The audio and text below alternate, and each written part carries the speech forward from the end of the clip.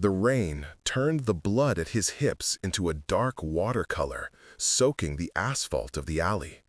He was massive, even broken, a predator trapped in his own ruined body, spine clearly severed from the unnatural angle of his legs.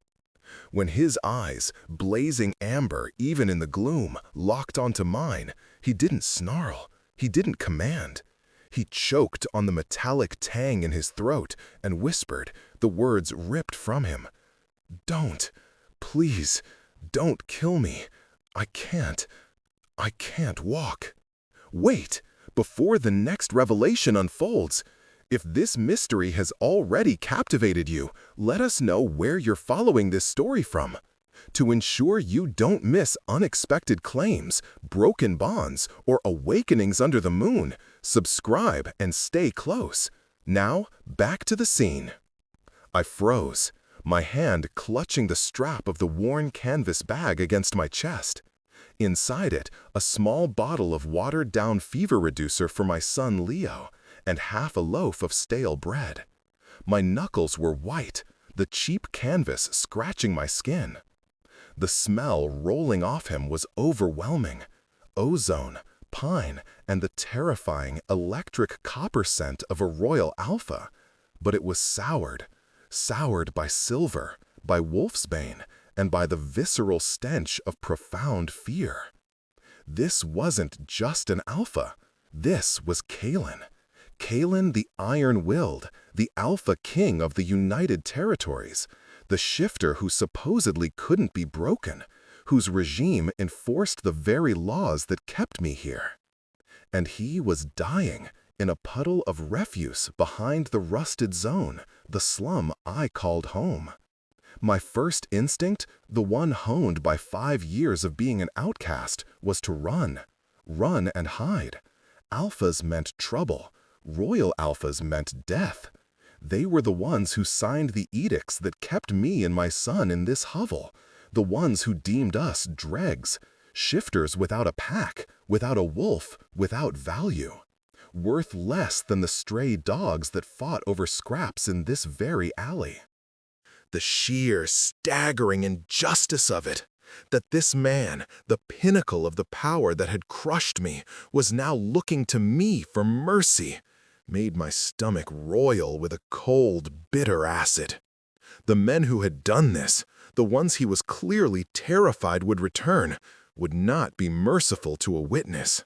They would slit my throat without a second thought, and my Leo would be left to starve, or worse.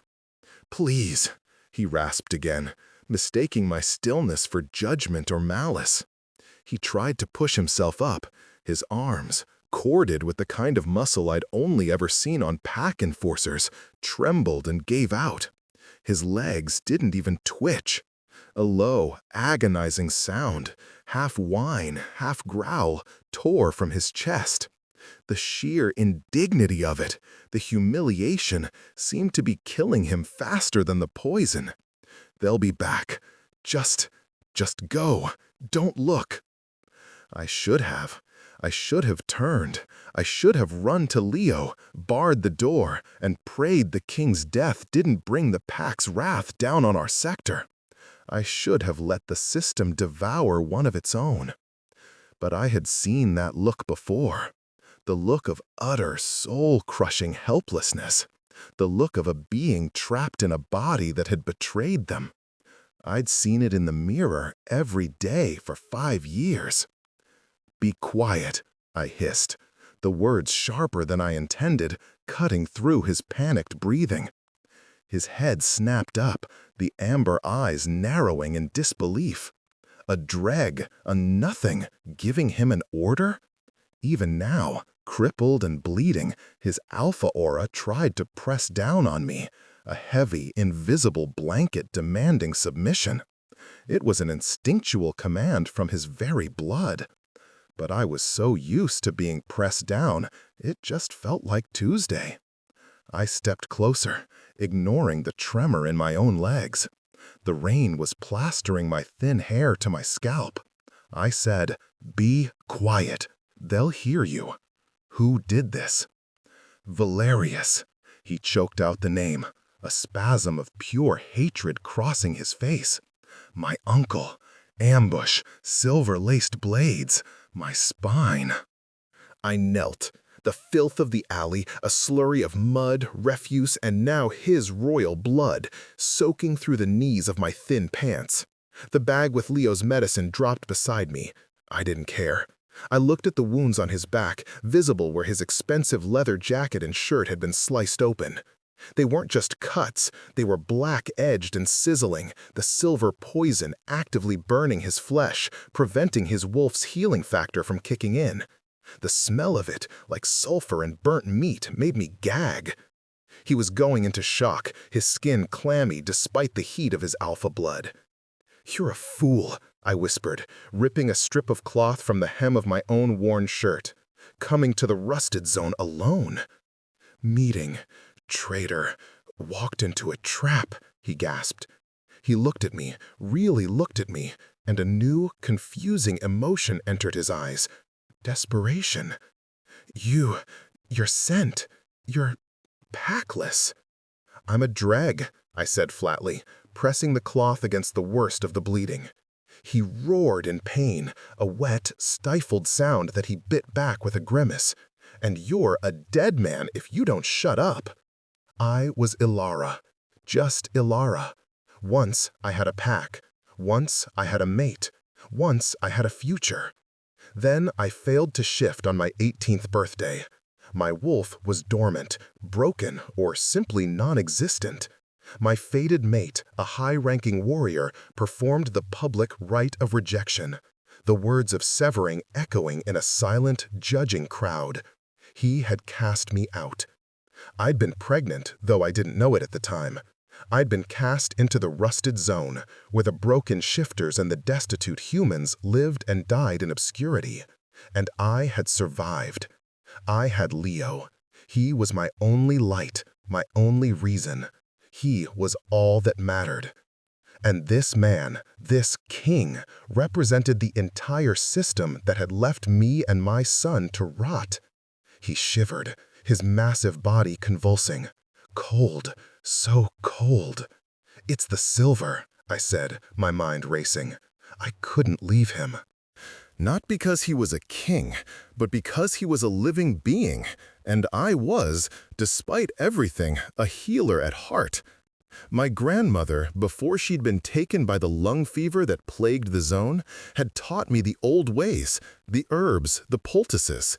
"Healing isn't for the pack or the alpha, Ilara," she'd whispered. "It's for the soul. Don't let them take that from you." Can you drag me?" he asked, the shame in his voice palpable, a coarse whisper. "Hide me, anywhere.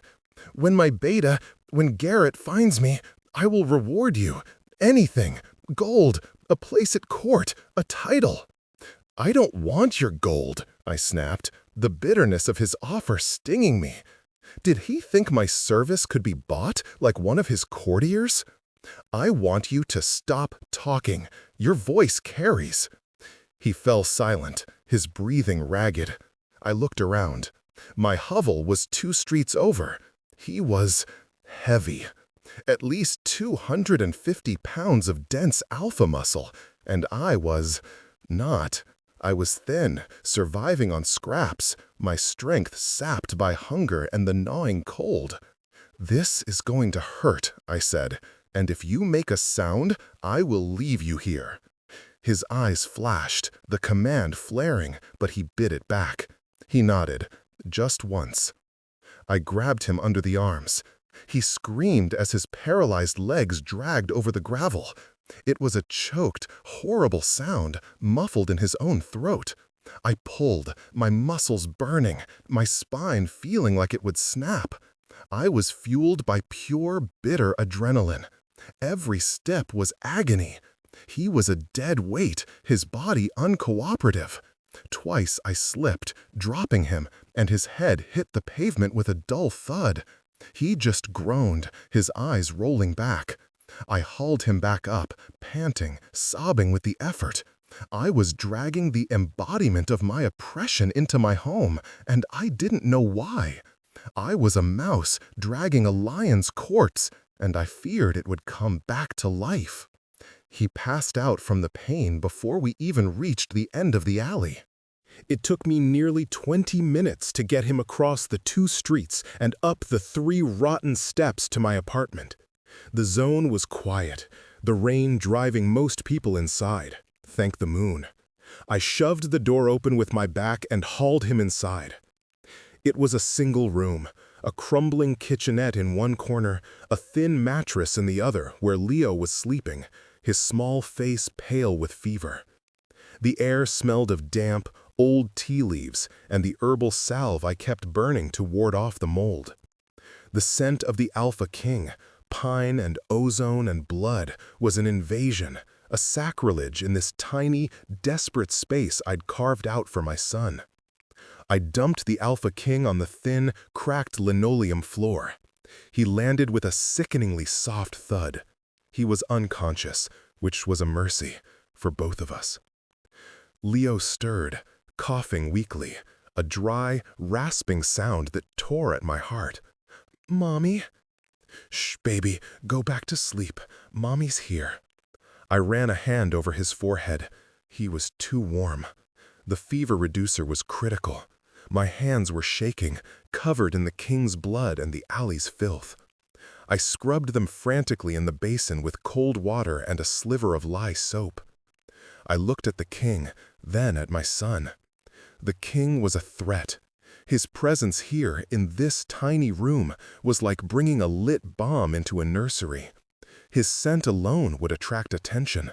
If Valerius men were looking for him, they'd be sweeping the slums. If the king's own men were looking, they'd be just as brutal, tearing the place apart, desperate. And if they found the Alpha King crippled in the hovel of a dreg, they wouldn't leave a witness. They wouldn't leave me or Leo alive. My hands trembled. I should have left him. I should have let him die. He groaned, his eyes flickering open. He took in the room in a single, pained glance. The poverty, the single mattress, the child. His gaze fixed on Leo, lingering. Child?" he slurred, his tongue thick. "My son," I said, my voice hard as iron, daring him to comment, to judge, to pity. "He's sick. He has a fever, and I just used the last of my money on medicine you made me drop in an alley." The bitterness was sharp on my tongue, scalding. Your kind, you don't even see us. We're just the dirt under your boots until you're bleeding in it." Kalen looked ashamed.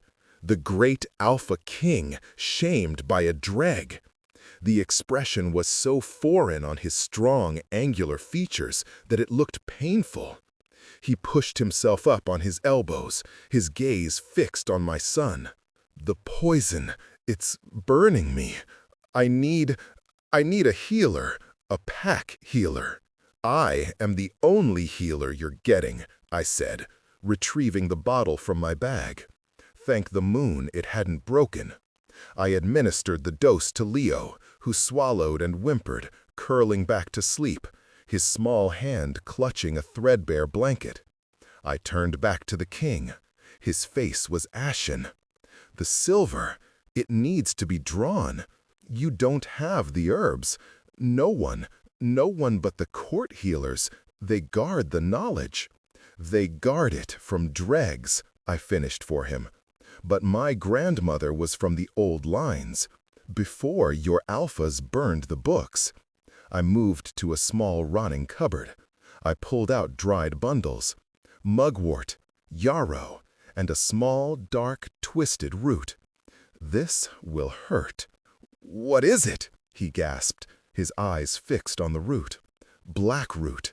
It draws silver, but it burns. It burns hotter than the poison. Do it." There was no plea now, just command. I had to slice open his wounds further. I sterilized my sharpest kitchen knife in the flame of the gas stove. He didn't flinch as I approached, just watched me with those terrifying amber eyes. He was assessing me, even now. "You're not afraid of me," he stated. It wasn't a question. "I'm terrified," I said honestly, pressing the knife to his skin. "I'm terrified of what you are and what you'll do when you're healed. But right now, I'm more afraid of what happens to my son if you die in my apartment." I made the cuts, widening the sizzling wounds. He inhaled sharply, his claws. Yes, even in his human form, his nails were more like claws, dug into the linoleum, shredding it. I mashed a black root into a paste with a little water, my hands working with a speed I'd forgotten I possessed, and I pressed it into the wounds. He roared. It was a sound that shook a very foundation of the building. It wasn't just pain, it was rage, helplessness, and the full, untamed power of his wolf, trapped and lashing out. The windows rattled, dust fell from the ceiling. Leo screamed in his sleep, sitting bolt upright, his eyes wide with terror. "Shh, shh, Leo, it's okay. It's just thunder, baby. Just thunder," I cooed, rushing to him, rubbing his back, shielding his eyes from the sight of the bloody man on our floor. Kalen was panting, his body arched off the floor in a spasm of agony. Sweat and blood mixed. The black paste was smoking, sizzling as it chemically reacted with the silver, neutralizing it. A thick, acrid smoke filled the room. You nearly woke my son," I whispered, my anger overriding my fear. "You bring your war, your poison, and your noise into my home." He looked at me, his chest heaving. Then he looked at Leo, who was staring at him with wide, frightened eyes. Kalen did the last thing I expected. He visibly fought to control his breathing, to bank the fire in his eyes. He softened his gaze. "I'm sorry," he whispered, not to me, but to my son. The thunder was loud." Leo just stared, his thumb creeping toward his mouth. I put Leo back to sleep, humming a tune my grandmother had sung to me, one about the moon watching over the lost. I returned to Kalen. His breathing was already less ragged. The violent tremors had eased. The immediate threat of the poison was passing, but his legs were still useless, pale and cold. "You're a healer," he stated, his voice raspy. "I know herbs." "No, a dreg shouldn't know how to draw silver. That's guarded knowledge, forbidden." He was watching me, his mind clearly working despite the pain, piecing things together I didn't want him to see. "Who are you, Ilara?" "I'm the woman who just saved your life," I said, packing clean, boiled rags against the wounds. "Now, Your Majesty, you have a choice. I can try to get word to your beta, Garrett, you said, or I can stitch you up and you can wait here where your uncle is least likely to look for you." "Valerius, he won't stop. He thinks I'm dead. He'll be making a move on the Citadel right now." He tried to move his legs again. Nothing, not a flicker. A flash of pure, cold panic crossed his face. "My wolf, he's quiet. The connection is dull. I can't feel him." "It's the silver trauma and your spine," I said, my voice clinical, distant. It was easier to be a healer than a terrified woman. "The bones are likely shattered. The silver burns the nerves. You'll heal, but it will take weeks, not hours.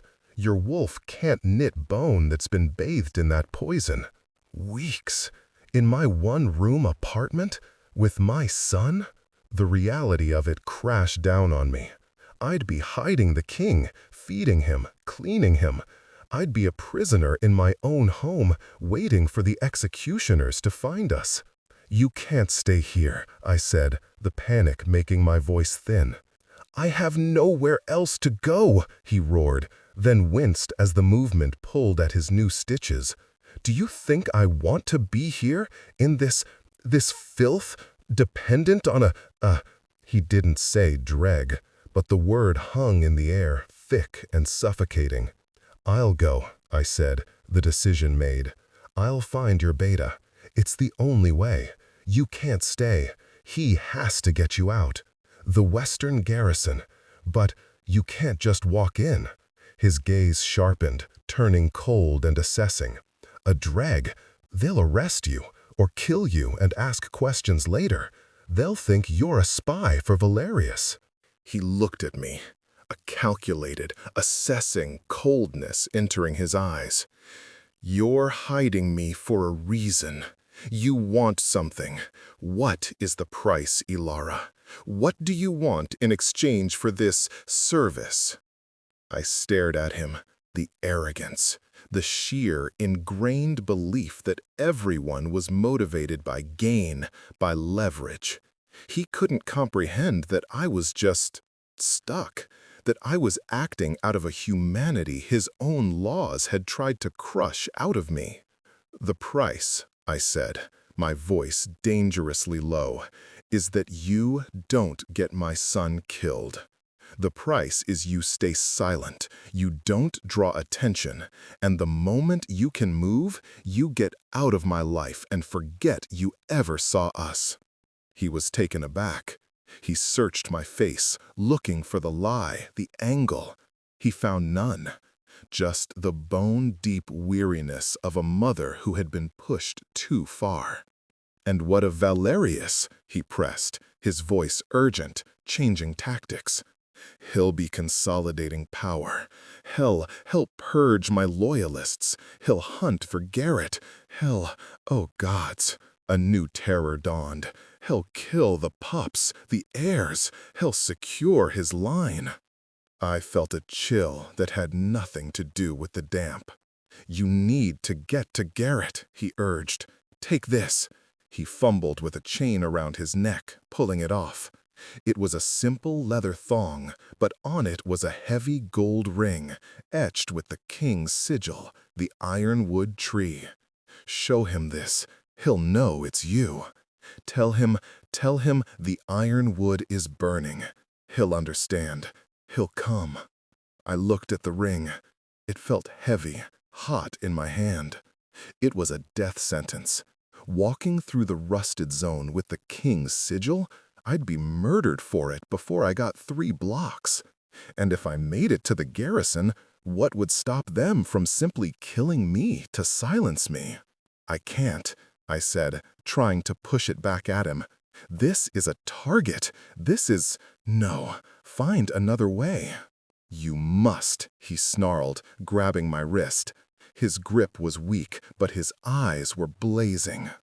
The Alpha command was still there, a phantom pressure on my mind, a ghost of his full power. He will kill everyone. Suddenly, there was a heavy, pounding knock on my door. We both froze. Leo whimpered in his sleep. "City Patrol!" a rough voice shouted.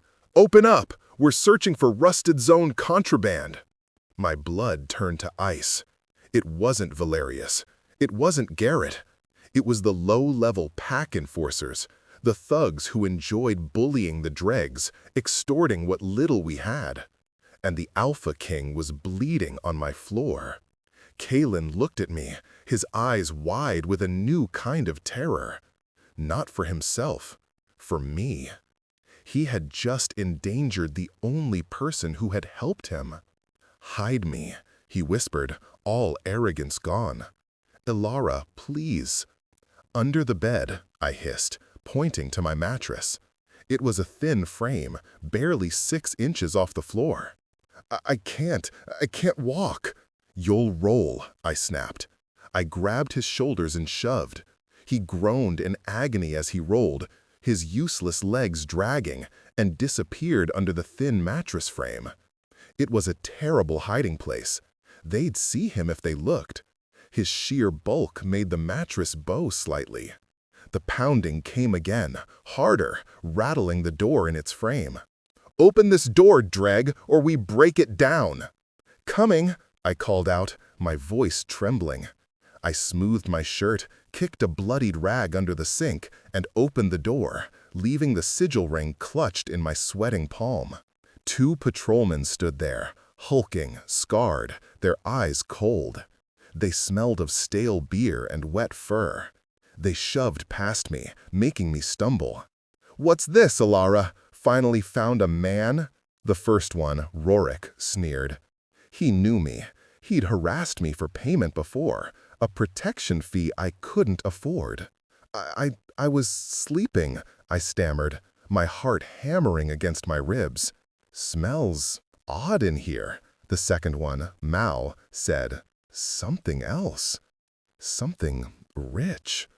Like pine." My heart stopped. Kalen's alpha scent. Even soured by poison and blackroot, it was potent. "It's my son," I said, moving to stand in front of the mattress. "He's sick. I'm burning feverfew and pine sap for his cough." Rorik laughed, a harsh, grating sound. Sickly pup, like its mother. He kicked at a loose floorboard. "We're looking for weapons. Shadowclaw sympathizers. You know anything about that? Rumor is they're making a move. We'll pay for a good tip." The Shadowclaw were the rebels Valerius was supposedly hunting, the ones who actually wanted to overthrow the monarchy. "I know nothing," I said, clutching the ring so hard it cut into my skin. Rorik's eyes landed on the floor by the sink. He bent down and picked up the bloody rag I'd kicked. He sniffed it. "This feverfew?" he asked, his voice turning dangerous. He held it up. The blood was dark, arterial, far too much for a cut. "Your pup bleeding this much?" I cut myself," I lied, showing him my empty hands. "Butchering a rabbit." "Rabbit?" Rorik sneered. "Dregs like you don't eat rabbit. You eat rat." He looked around the tiny room, his eyes narrowing. He saw the shredded linoleum near the wall where Kalen's claws had dug in. "You got a rat problem, Ilara. A big one." He took a step toward the mattress. "No," I said, planting myself in his path. "Please, you'll wake my son. He's just fallen asleep." "Move," he ordered, shoving me. I fell to my knees. He lifted the mattress. And Kalen was there, exposed. His amber eyes met Rorik's. There was a moment of absolute, stunned silence. Rorik's brain couldn't process it. The Alpha King, crippled, filthy, hiding under a dreg's bed. "Well, well," Rorik whispered, a slow, greedy, vicious smile spreading across his face. "What do we have here?" The other guards, Mal's, jaw was on the floor. Is that him?" "This," Rorik licked his lips, his eyes gleaming with avarice. "This changes things. A king in the slums. Lord Valerius will pay a high price for this." "A very high price. Well, be lords, Mal, lords." He drew his sidearm, a pistol loaded with silver-laced rounds. He wasn't going to report it. He was going to finish the king off himself and sell the news, proof of the kill. "No!" I screamed, scrambling to my feet. "Stay back, dreg," Rorik snarled, aiming the gun at Kalen's head. Kalen didn't beg this time.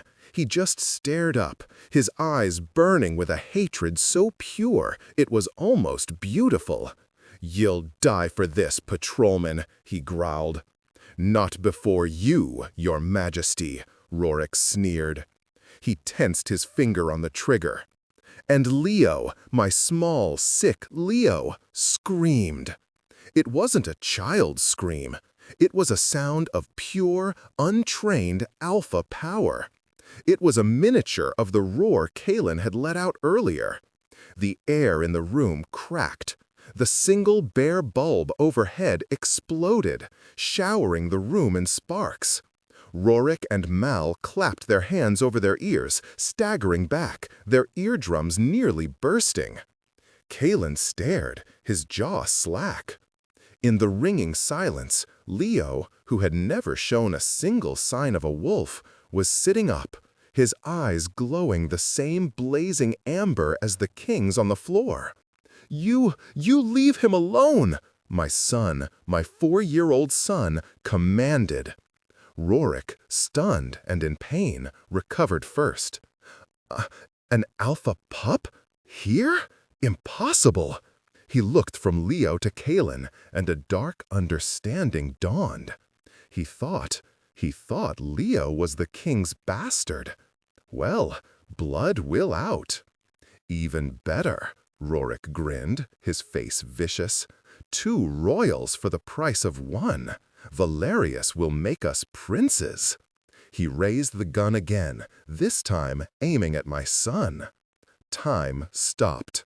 Kalen roared, "No!" I didn't think. I moved. I launched myself at Rorik, clawing at his face, his arm, anywhere. I was a dreg with no wolf, no strength. But I was a mother. He backhanded me, sending me crashing into the wall. My head hit the plaster, and the room spun, black spots dancing. He leveled the gun at Leo. "Ilara!" Kalen bellowed. His voice was different. It wasn't a command. It was a plea. "Ilara, your hand! Give me your hand!" I was dazed, bleeding, my lips split. I looked at him, under the bed. He was straining, reaching for me. His face was a mask of agonizing effort. I crawled, my vision tunneling. I stretched out my hand, the one still clutching the sigil ring. His fingers, weak but burning hot, locked with mine. The moment we touched, it was like lightning struck the building. A circuit completed. It wasn't a shock, it was a conduit. Power, raw and immense. His power, his wolf, trapped in his broken body, surged. But it didn't surge into me. It surged through me. I was a wire, a channel. My vision cleared. I felt an echo, a howl, deep in my own mind. A wolf I thought was dead or never born answered his. It wasn't a roar. It was a soft silver note, a harmony. I felt a wholeness I hadn't felt in 5 years. A click, as if a lock had found its key. The other guard, Mal, seeing his partner distracted, lunged for Leo. Kalen pulled. He used our joined hands as an anchor. With a scream that was more beast than man, he dragged his broken body out from under the bed. He was on his chest, still paralyzed, but he was out. You're a conduit," he gasped, looking at me with stunned awe. "You're not broken." "Get my son," I sobbed. Rorik, seeing Kalen exposed again, turned the gun back. But Kalen, anchored by my hand, swung his massive upper body around and sank his fangs into Rorik's calf. Rorik screamed, firing the gun into the ceiling. Plaster rained down. Mal grabbed Leo, holding a long silver knife to his throat. "Let him go!" I shrieked, scrambling forward. "Call him off!" Mal yelled, his eyes wide with panic. Kalen was ripping Rorik's leg apart, his alpha rage completely unbound, the sound of tearing flesh and sinew filling the air. "Kalen, stop!" I screamed, pulling on his hand. He released his grip. Rorik was on the floor, clutching his ruined leg, sobbing, blood pumping between his fingers. Mal held the knife to Leo's throat. "I'll kill him. I swear, I'll kill the pup." "Don't," Kalen growled, his voice a low vibration that shook the floor. He was propped on his elbows, a king again, even in his ruin, his face a mask of blood and fury. "Let the boy go, and I will let you live. You can take your partner and go." "And let you identify us? You'll have us hunted down." Mal was trembling, but the knife was steady. "I am the king," Kalen said, his voice laced with the full, undeniable weight of his alpha command. It pressed on all of us, a physical weight. "I give you my word. Release the pup, and you walk free. Harm him, and there is no hell deep enough to hide you from me." The guard was trembling. The sheer force of Kalen's will was crushing him. He looked at Rorik, bleeding out. He looked at the impossible pup with the glowing eyes, who wasn't crying, but was staring at him with cold fury. He looked at the crippled king, who was still the most dangerous thing in the room. He shoved Leo away. Leo scrambled to me, burying his face in my chest. "Get him," Mal said to Rorik, dragging his partner toward the door. "Get up." "My leg! He ruined my leg!" Rorik whimpered. "Get up!" Mal dragged Rorik out the door. We could hear them stumbling, half falling down the stairs, then the sound of them running, a desperate, limping flight into the rain. Silence descended. It was broken by Kalen, who collapsed onto the floor, his head hitting the linoleum with a thud. The effort had cost him everything. I was shaking so hard I could barely breathe, clutching Leo, who was silent, his little body vibrating with the aftershock of his own power. "Ilara," Kalen whispered, his voice faint. I looked at him. The man who had, just moments before, been a terrifying monarch, now looked diminished, broken again. The connection between our hands was broken, and I felt empty, colder. "His an alpha," Kalen breathed, his eyes on Leo. "A royal alpha." "How?" I swallowed, the lie thick in my throat. I couldn't. Not now. His father was a warrior, a dreg. He died. Kalen's gaze pierced me. "Don't lie to me, Ilara. Not now." I felt his power. It's like mine. It's blood. My blood. He closed his eyes, his brow furrowing. "His father?" Kalen interrupted, his voice filling with a cold, dawning horror. "It was my brother, wasn't he?" I froze. The blood drained from my face. "What? No. He was just a warrior. His name was Ronan." The scent, the eyes, the power. Kalen's voice was rough. "Ren, my younger brother, the one who supposedly died 5 years ago, killed by Shadowclaw, the one I mourn." I couldn't speak. I just stared at him, my world collapsing. He wasn't dead," I whispered, the secret I had held for 5 years finally breaking free.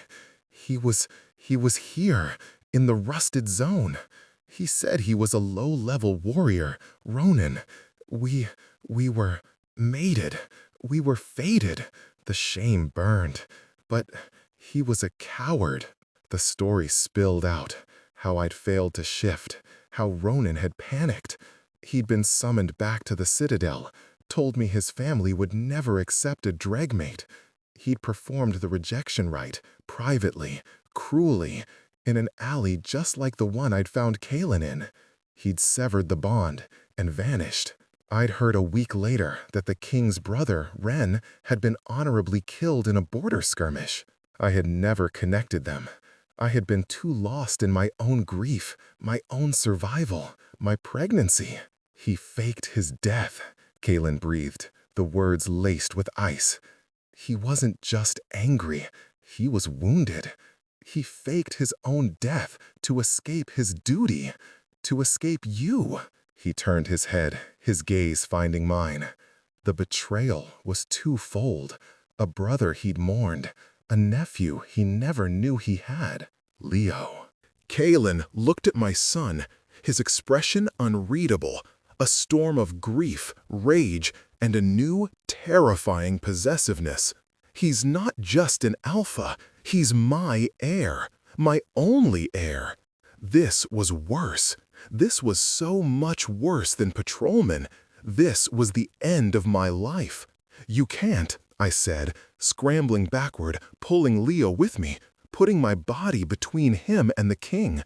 "You can't take him." "Take him?"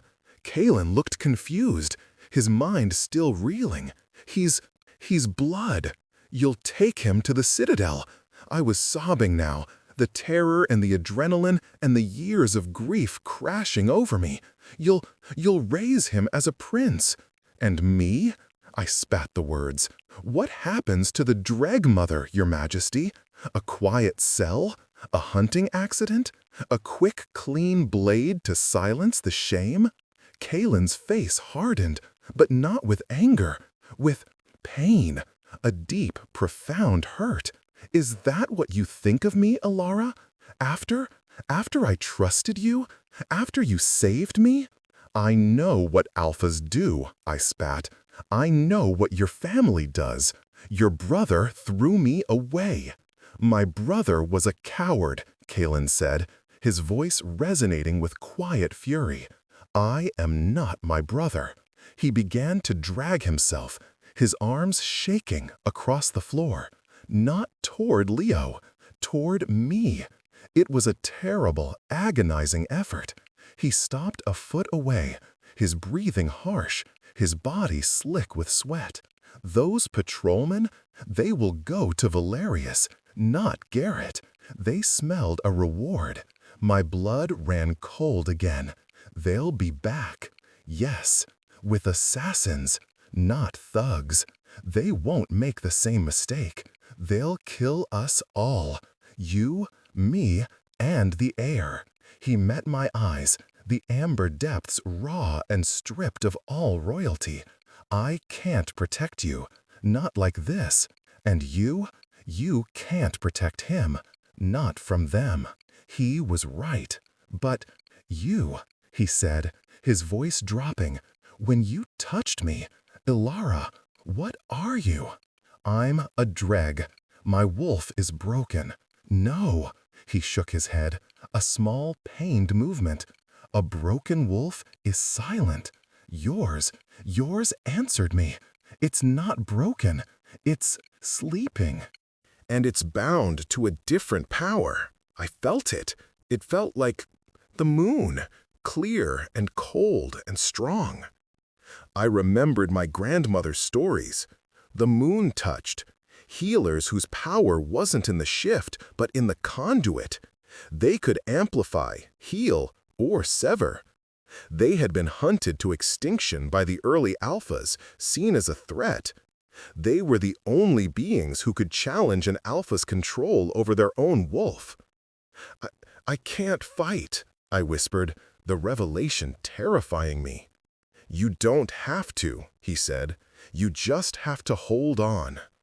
He was asking me to be his battery, to channel his trapped wolf.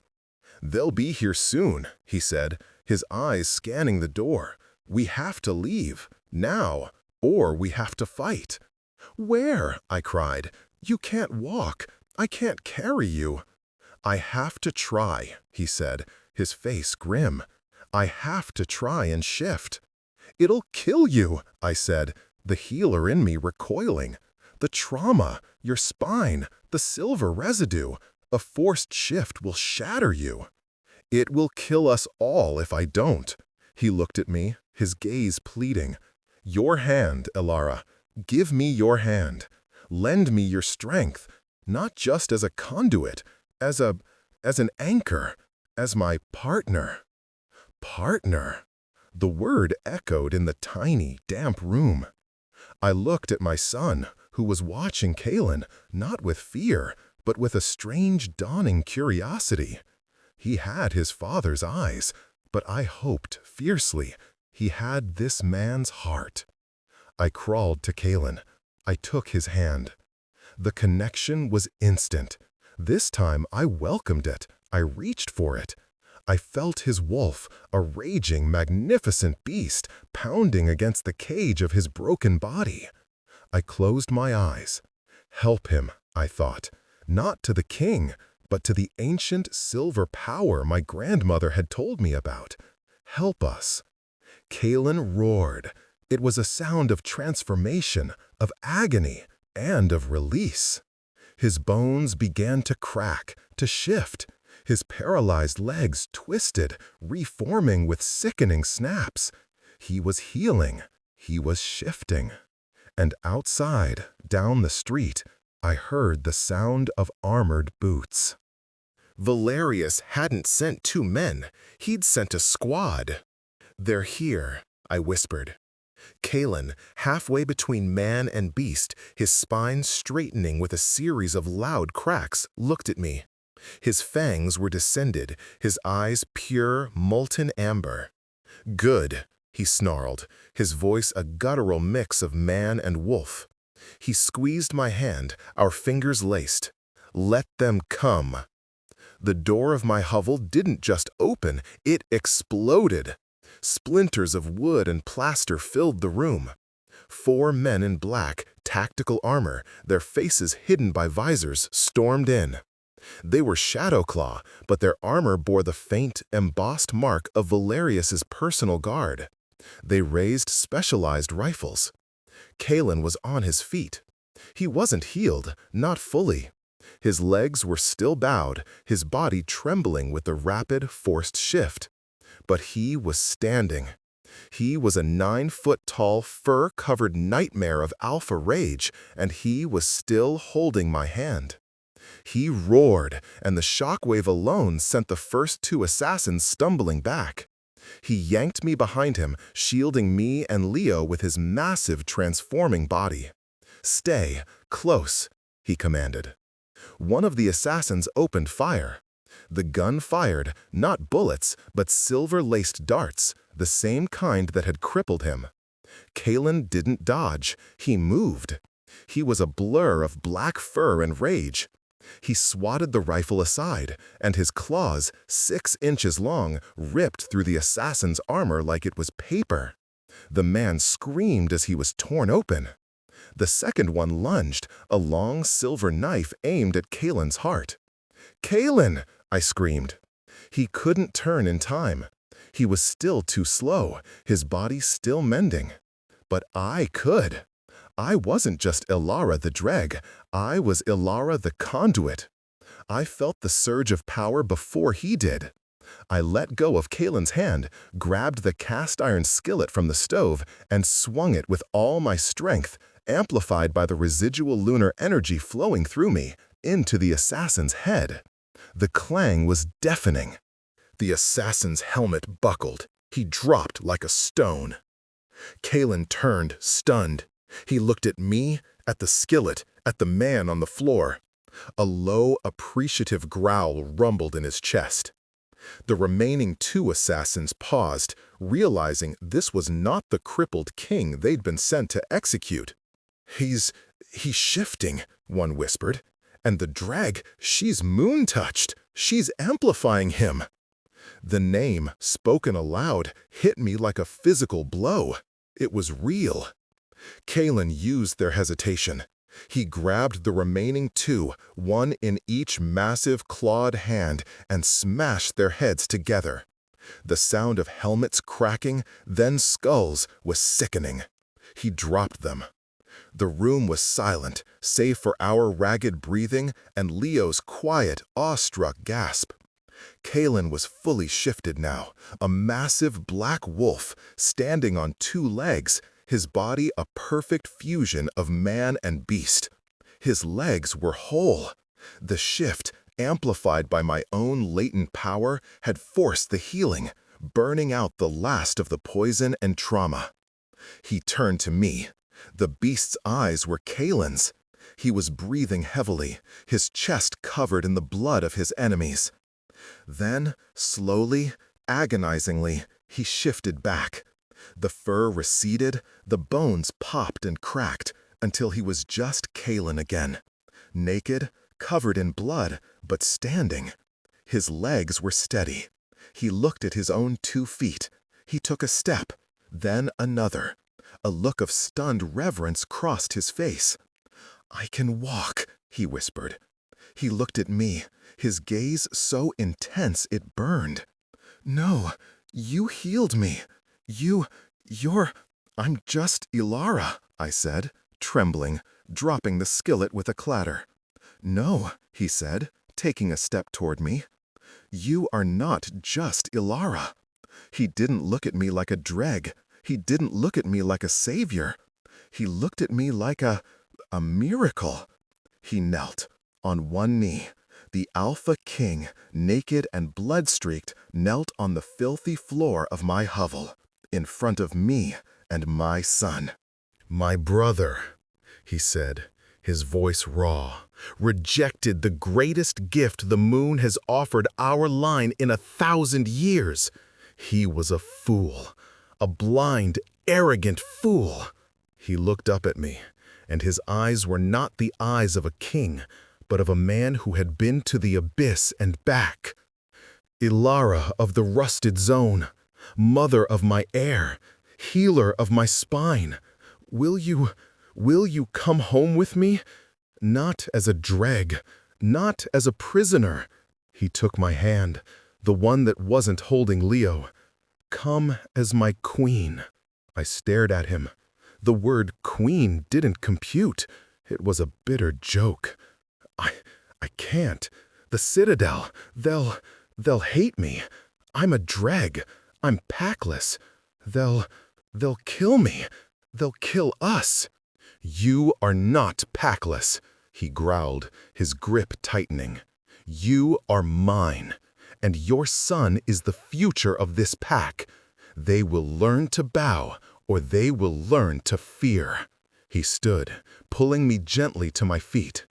"I am not asking you to fit into my world, Ilara. I am asking you to stand beside me and help me burn the old one down." He looked at Leo, who was hiding behind my legs. Caitlin softened. "He needs a pack. He needs protection.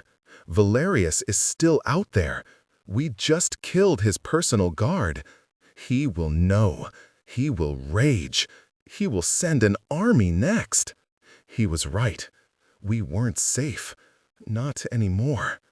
I have nothing," I whispered, looking around the tiny, destroyed room. "This is all." "You have everything," Caitlin said, his voice fierce. He looked at me, then at Leo. "You have us." He tore a piece of armor from one of the dead assassins, a cloak. He wrapped it around his waist.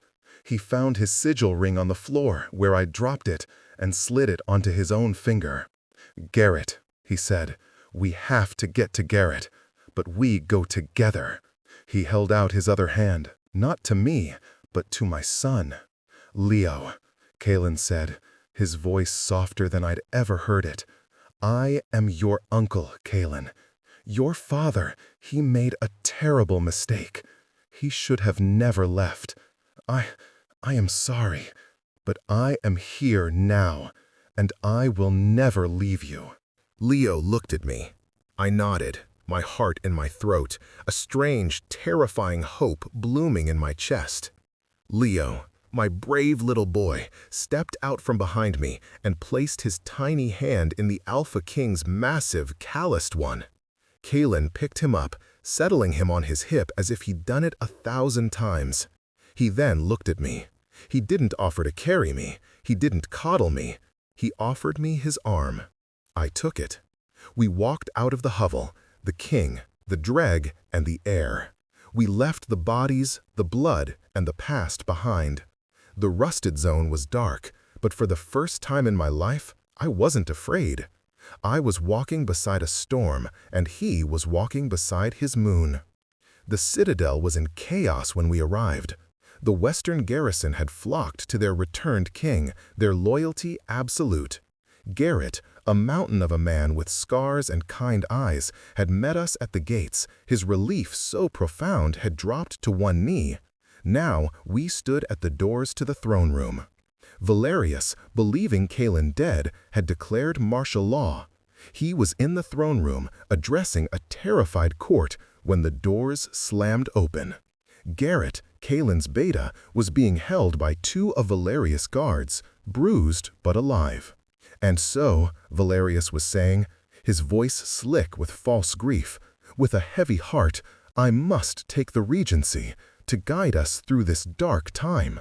"That," Caitlin's voice boomed, silencing the room, "will not be necessary, uncle." Valerius turned. His face went bone white.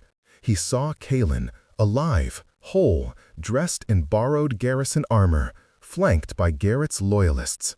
He saw Cant holding Leo, and he saw me in my torn, filthy dreg clothes, my head held high, standing beside him.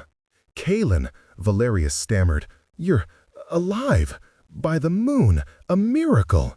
And what is this woman, this filth you've dragged in?" The court whispered, their eyes on me, full of disgust and confusion. "This," Cant said, walking forward, his boots echoing on the marble, "is Ilara of the lunar line, my fated queen.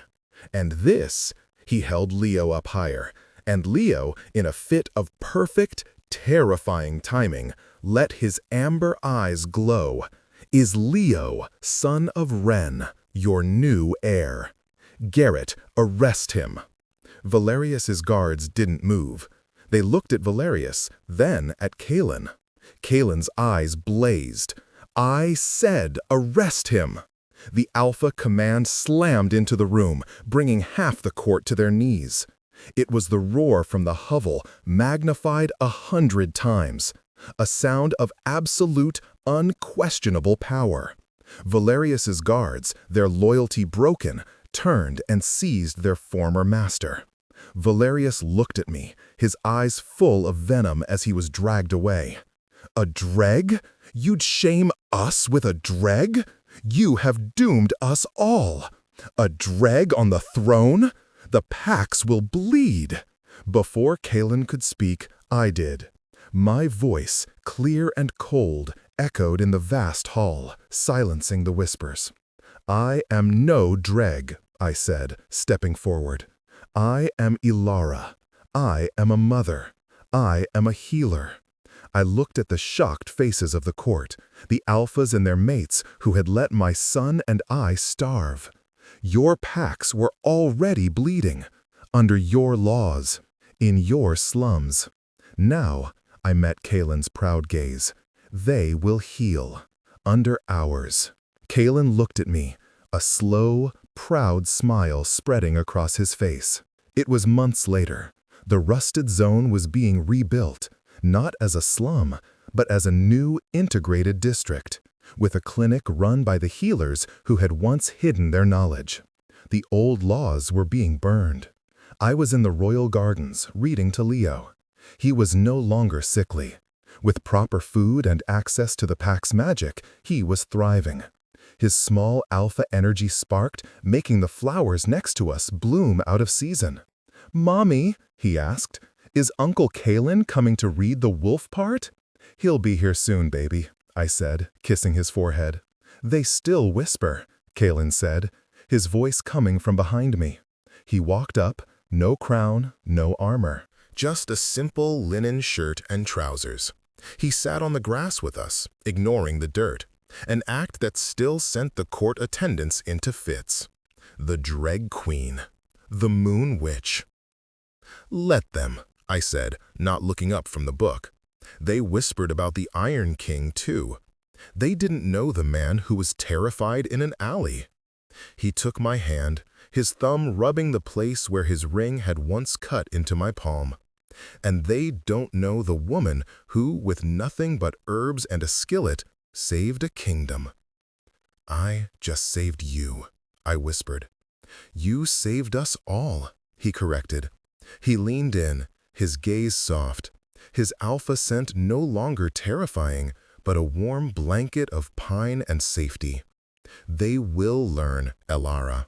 I will spend the rest of my life teaching them what true strength looks like. That it is not in the claws, but in the courage to heal, in the will to protect." He looked at Leo, who had fallen asleep against my side. My brother was a fool. He ran from his fate. He ran from his strength. I will not. He kissed me, a soft, promising kiss that spoke of healing, of home, and of a future I never, ever thought I would have. It was a kiss of equals, of partners. Leo giggled in his sleep and clapped his hands, and a shower of bright blue petals, summoned by his uncontrolled happy magic, rained down on us. A blessing from the new generation, on the new king and his moon-touched queen.